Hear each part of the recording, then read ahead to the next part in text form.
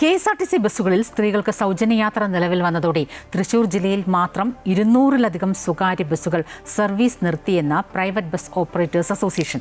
ദൈനംദിന ചിലവുകൾ പോലും കണ്ടെത്താൻ കഴിയാതെ വരുമാനം ഇടിഞ്ഞതാണ് തീരുമാനത്തിന് പിന്നിൽ. സർക്കാർ ശാശ്വത പരിഹാരം കണ്ടില്ലെങ്കിൽ സർവീസ് പൂർണ്ണമായി നിർത്തി പ്രതിഷേധിക്കുമെന്ന് പ്രൈവറ്റ് ബസ് ഓപ്പറേറ്റേഴ്സ് അസോസിയേഷൻ സംസ്ഥാന പ്രസിഡന്റ് MS പ്രേംകുമാർ പറഞ്ഞു.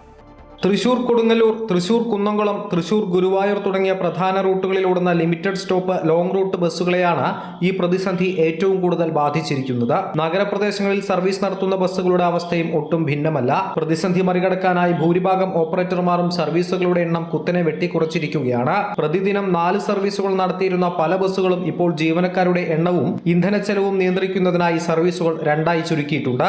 സ്വകാര്യ ബസ് മേഖലയെ സംരക്ഷിക്കാൻ ഒരു സ്ഥിരമായ പരിഹാരം സർക്കാർ തലത്തിൽ ഉണ്ടാകണമെന്ന് പ്രൈവറ്റ് ബസ് ഓപ്പറേറ്റേഴ്സ് അസോസിയേഷൻ സംസ്ഥാന പ്രസിഡന്റ് പ്രേംകുമാർ പറഞ്ഞു. KSRTC ബസ്സുകളിൽ ഇവിടെ സൗജന്യം പ്രഖ്യാപിച്ചപ്പോൾ അതിനെ സംബന്ധിച്ച് ആഴത്തിലുള്ള പഠനം ഒരു കമ്മീഷനെ വച്ചുകൊണ്ടോ ഒന്നും സർക്കാർ നടത്തിയില്ല.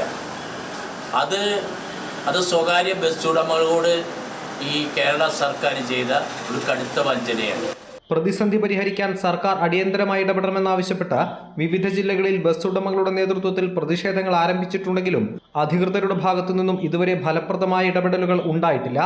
ഇനിയും നടപടി ഉണ്ടായിട്ടില്ലെങ്കിൽ ബസ് സർവീസ് പൂർണ്ണമായി നിർത്തിവെച്ച് പ്രതിഷേധിക്കാനാണ് ഉടമകളുടെ തീരുമാനം. അമൃത ന്യൂസ്, തൃശൂർ.